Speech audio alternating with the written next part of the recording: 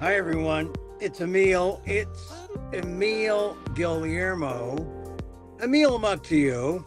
Welcome to my Takeout, my Emil Amok's Takeout. My takes on all things considerable. And if you know me, you know there's a joke in there. Hey, it's midweek. I was gonna not do it today, and I thought, no, I can't not do it. I got to comment on something.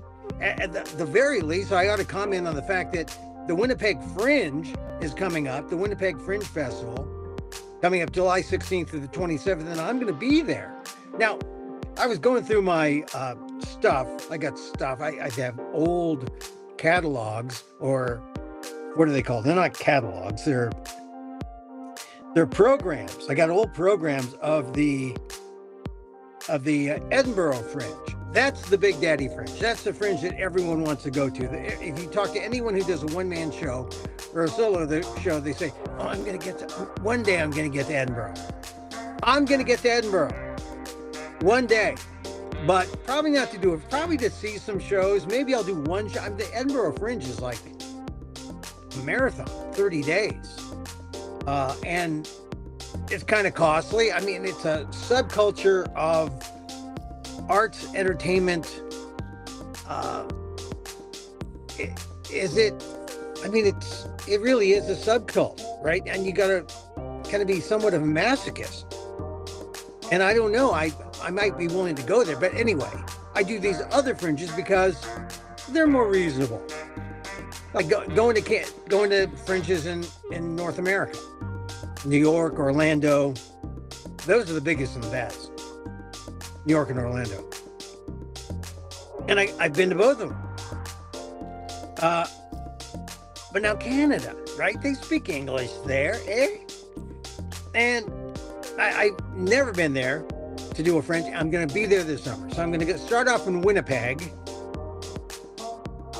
And July 16th through 20th, if you're looking at me now on the screen, there it is, winnipegfringe.com/performer-detail, or just go to winnipegfringe.com and then go find Emil Amok.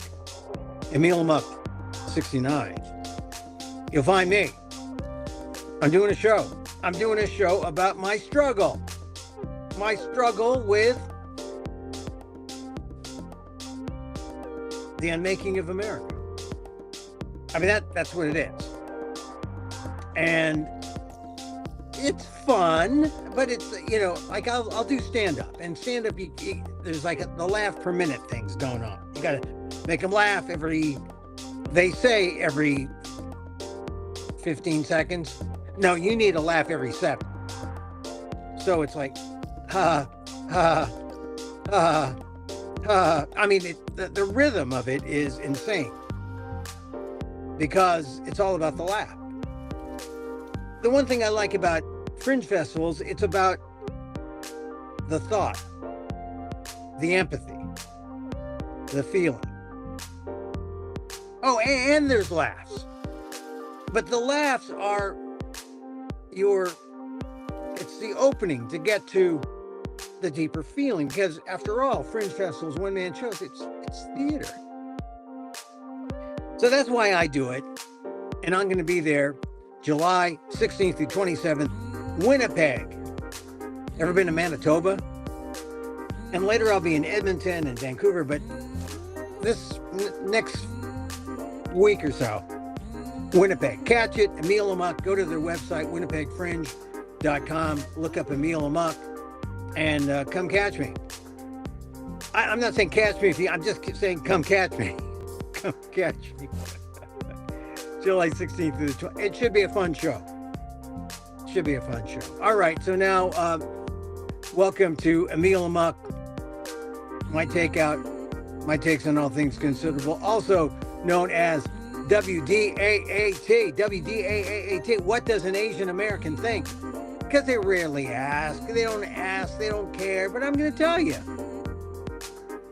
So there's Pam Bondi yesterday essentially lying about, well, she's saying what she's saying. Is she lying? We're not going to make a judgment. Oh, but MAGA wants to make a judgment. because they see what she said. They see what other people have said. She's saying that, hey, Jeffrey Epstein killed himself. And they're saying that Jeffrey Epstein, suicide, and that there is no client list. Okay. End of story. I mean, when I first saw it, I said, oh, well, thank goodness. Pam Bondi's finally telling the truth. Pam Bondi, Miss Careful with everything she says, because she is always on the edge of a lie in defending Donald Trump. But now, what happened? MAGA before was all over the Epstein files. MAGA was all over the files because the files might contain some Democrats. Like, they would say, oh, look at the Clintons, look at Bill Gates. Supposedly, maybe he was on an invite list to a party. But they're always saying, the conspiracists were saying, there's got to be something there. And then Elon Musk said, oh yeah, Donald Trump's on that list too. Why? Well, Donald Trump was a former Democrat, hung around those rich people circles in New York. But that was back in February. And then now, Pam Bondi this week at that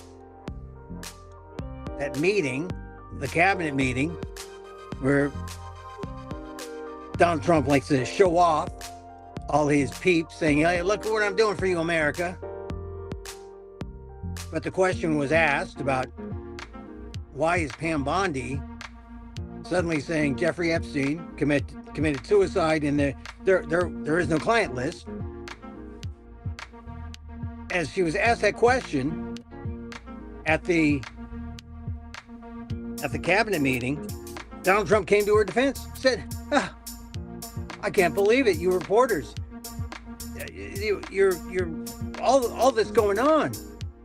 You'd rather talk about this creep, Jeffrey Epstein. It's a desecration with all that's going on, all the victories we've had, the big ugly bill, big beautiful bill. I mean, Donald Trump was trying his best, because what was he doing before our eyes? He was flipping. And he was flipping everyone who thought there was something there when there was not anything there.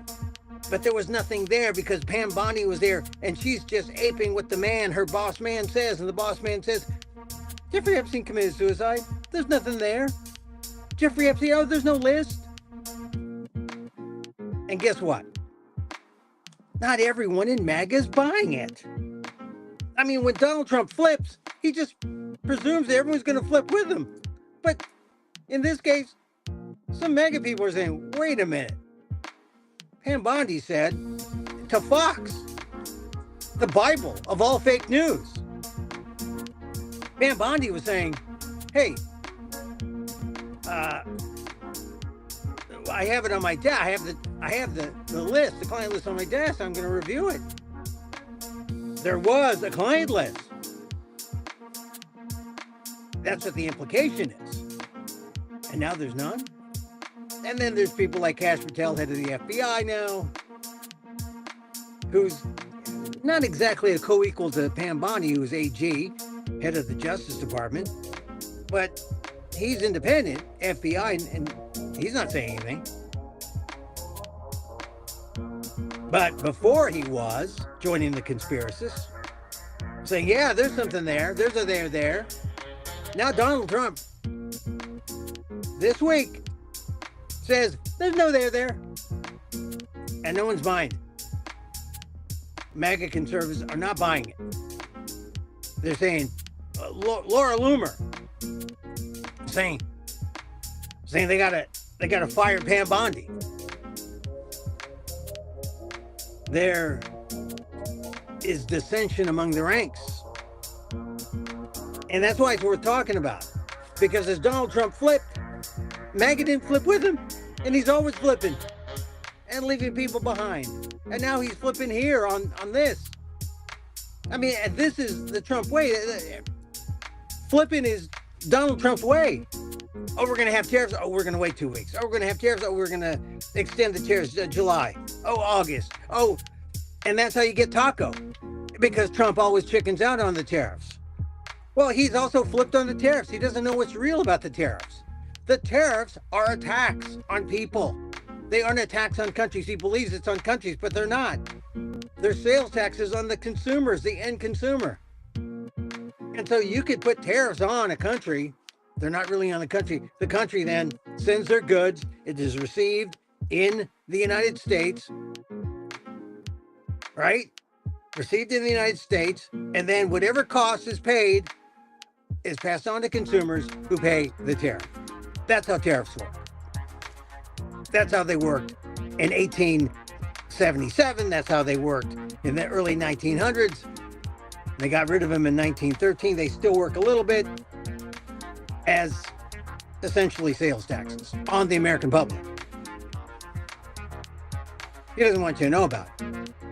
So he wants to play along with this tariff game. But now people are getting on with it. They're getting suspicious. But this is Donald Trump. Says one thing, flips. Says another thing, flips. Oh, Ukraine. What was it in February? A vote in the UN, and the United States, leader of the free world, votes with Vladimir Putin on a resolution on the war on Ukraine. The US backs Putin on that UN vote. Even the Philippines voted for Ukraine. And the US went with Russia, Hungary, North Korea, all the bad guys. And now, that was in February. And now, Trump has flipped. I mean, he initially withheld arms from Ukraine. And then, because he was siding with Putin, and then Putin didn't listen to him, kept bombing Ukraine. Remember a few months ago or weeks ago, Trump said, Vladimir, I don't understand you. He was a jilted lover. And now it's like, oh, Trump's come to his senses. Vladimir's playing me. And now, instead of taking arms away from Ukraine, he wants to give arms to Ukraine. He flipped. And now the Republicans are flipping. Before they were anti-Ukraine, but they didn't want to be pro-Russia, sworn enemy. But that's the upside-down world we're in. The upside-down world of Donald Trump. And now Trump says, hey, I want to give arms to Ukraine now. And someone asked, oh, who put the halt on it? And Trump said, it wasn't me. He said, he told the reporter, you tell me who. And the truth is, the guy who authorized the order was sitting right next to Trump. Defense Secretary Pete Hegseth, who told nobody, who just withheld the arms.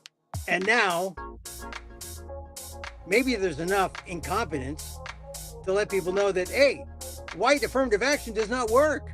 White affirmative action is bad. Pete Hegseth, who had no business being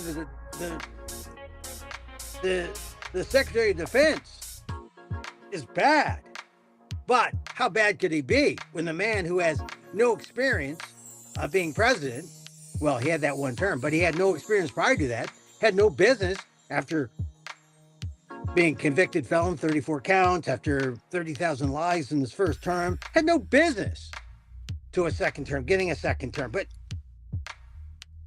when you think of white affirmative action, think Donald Trump first, and then all his minions follow. Yeah, Pete Hegseth, come on in. You're not so bad. Well, he is. But in a Trump world, he's passable till he screws up. He might have screwed up here. Yeah, everything's flipped. Everything's flipped. And I'm telling you, the only way out, well, we don't have any real guardrails here. Trump is trusting everybody, and then he doesn't know. And maybe that phrase that he said the other day when he was talking about Iran and Iraq, or excuse me, Iran and Israel.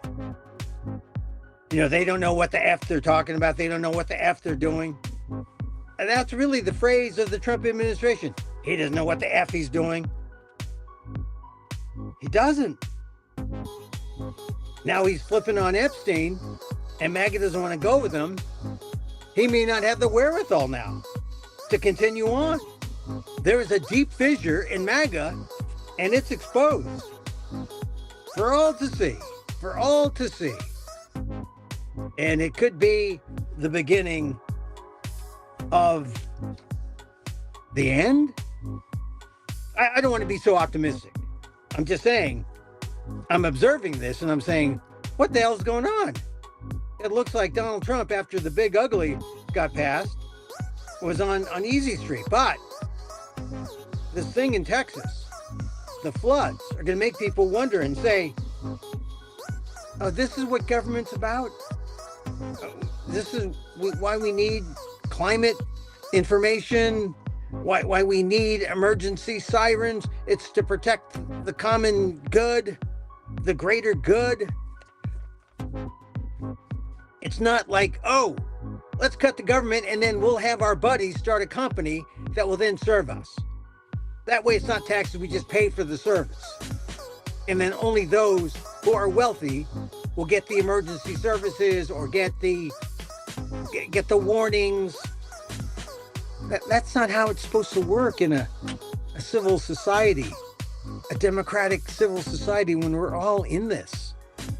But it gets bastardized by the economy.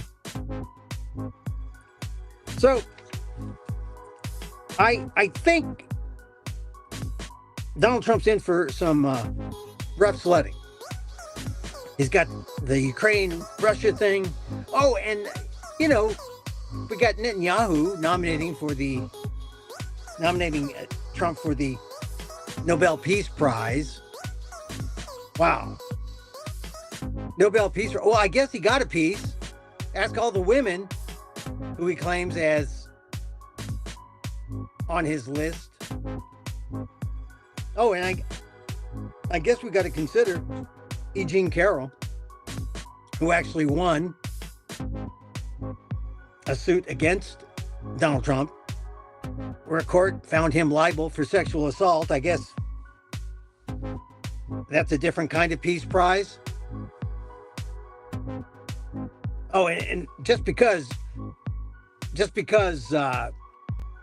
Benjamin Netanyahu nominates you for a peace prize, there's a guy with some credibility for world peace, a guy who's for forever wars.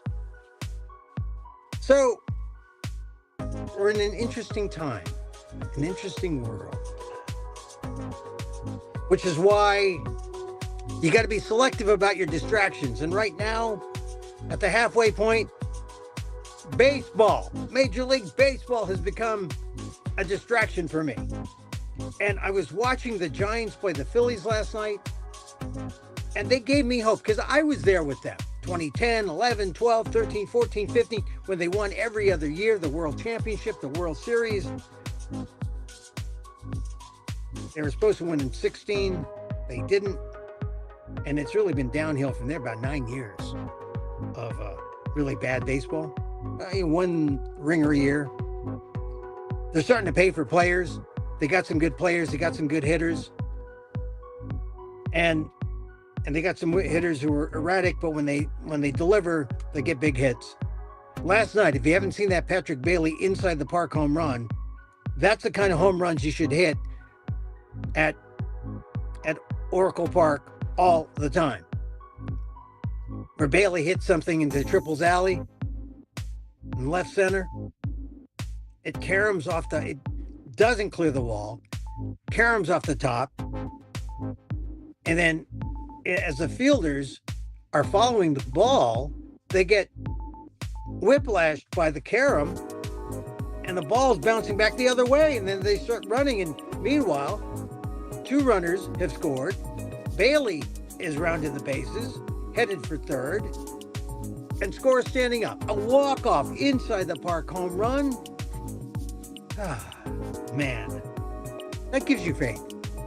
Not just in the Giants, but in baseball and in the kind of good distractions that you can rely on, where the day's major distractions are just debilitating and get you down. So pick your favorite team, watch a good baseball game. A worthy distraction. All right, that's it for me today. I just wanted to come out. I'm preparing to go to the Winnipeg Fringe. You can get your tickets now, July 16th through 20th. If you're in Winnipeg, yeah. Now, if you're in like Minnesota or the Dakotas or up there up north, I guess you can like cross the border. If you're not in Winnipeg, just want to support me, just buy a ticket anyway.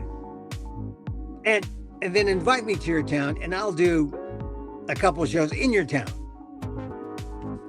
Already, I'm going to do a show in San Francisco in the fall.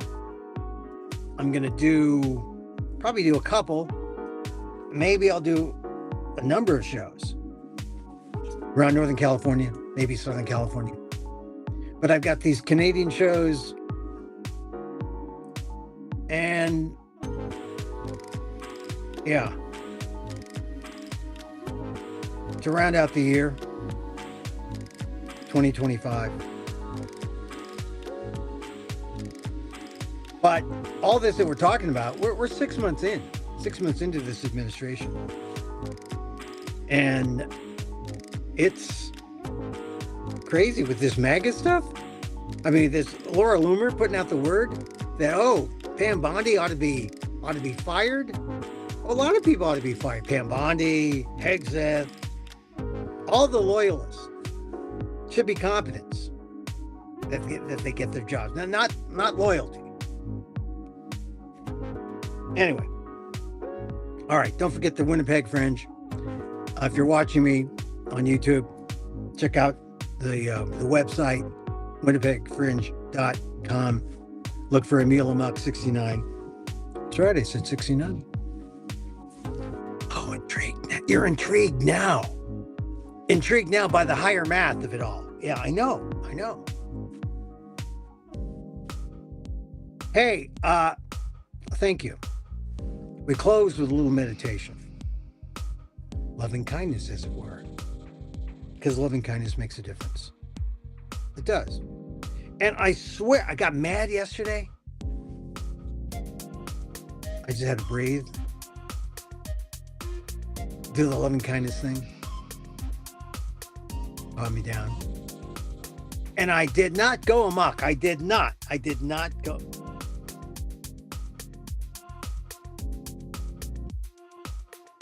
Anyway, as I wish for me, I wish for you. May you be safe. May you be healthy. May you be happy. And may you live with ease. Emil Guillermo. Emil Amok. Till next time. Mahal Kita.